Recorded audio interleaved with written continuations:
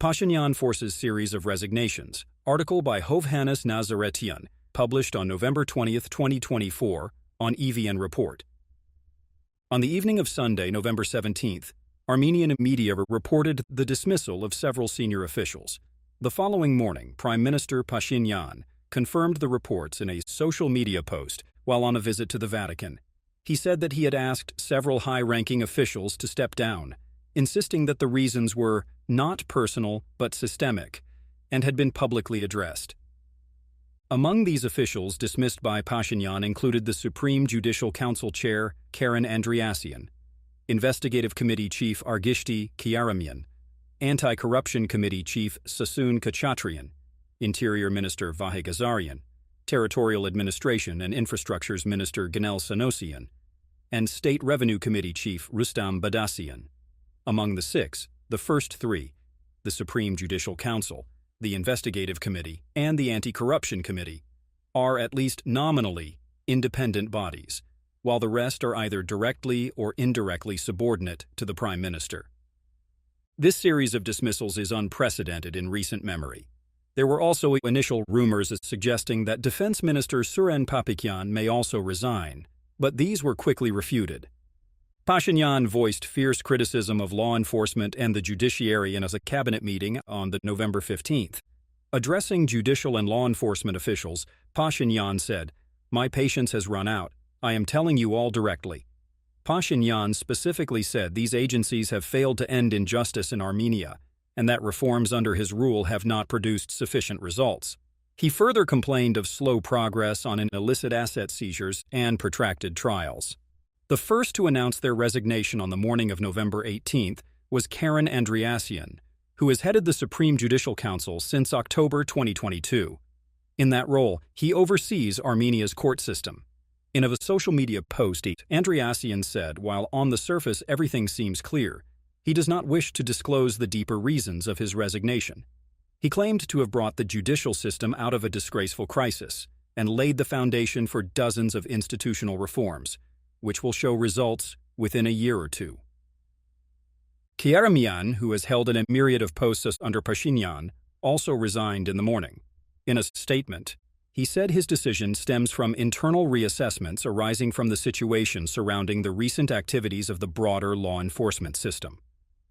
Kyaramyan, 33, has previously headed the State Oversight Service, then was transferred to head the National Security Service in June 2020, a post he held during the 2020 Nagorno-Karabakh War. He was appointed head of the Investigative Committee in July 2021. Kyaramyan came in under the spotlight a month earlier, when he was engaged in a public spat with pro-government deputy Hovhannes Nazaretyan. Another senior pro-government deputy described Kyaramyan's remarks as thuggish talk. Sasun Khudatyan, who has headed Armenia's Anti-Corruption Committee since 2021, resigned quietly without issuing a statement. Before this recent post, Khudatyan headed the Special Investigation Service, the agency's predecessor. Rustam Badassian, head of Armenia's tax authorities, the State Revenue Committee, had been in the post since 2021 after serving as Justice Minister for 2 years. He said in a statement addressing taxpayers that his work in ensuring more accessible services and in strengthening tax discipline has yielded results. Another key minister, Ganel Sanosian, who oversees infrastructures and territorial administration, said he oversaw large-scale programs aimed at improving community life, as well as the construction and renovation of new infrastructure during his tenure. He was previously governor of Gegarkunik, his home region, from 2018 to 2021.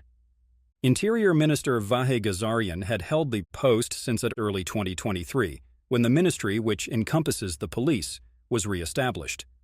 Prior to that, he was Armenia's police chief from June 2020. Gazarian is a childhood friend of Pashinyan, with both being natives of Ijevan. In a statement, he said his tenure saw a difficult phase of profound and comprehensive reforms and vast achievements. Civil society organizations often criticized Gazarian for resisting reforms, suggesting that Gazarian tolerates patronage and other forms of corruption.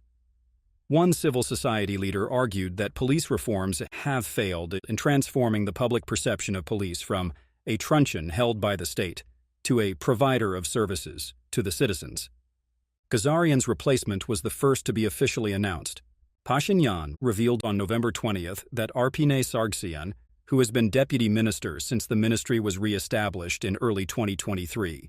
She was, prior to that, for nearly 2 years, deputy minister of justice. In both posts, the 30-year-old was mostly seen as being tasked with carrying out and overseeing reforms. It is noteworthy that Sargsyan will be the 4th woman in Pashinyan's cabinet and the 6th woman to hold a key position in the government overall. Besides her, Armenia's foreign intelligence chief, the prosecutor general, and the ministers of health, education and science and justice are now women. Also, on November 20th, Pashinyan announced that he will appoint Davit Khudatyan, the current governor of Armavir, as Minister of Territorial Administration and Infrastructures. The 33-year-old Khudatyan was mayor of Armavir, the regional capital, from 2018 until early January this year. In addition to these 6 officials, Narek Zainalian, a member of parliament from Pashinyan's Civil Contract Party, also stepped down. Another deputy, Hovhannes Nazaretyan, who was involved in a widely publicized altercation in parliament with Investigative Committee Chief Argishti Kiaramyan, is expected to resign as well. Nazaretyan is under investigation for potential corruption, while Zainalian's involvement in the situation remains unclear.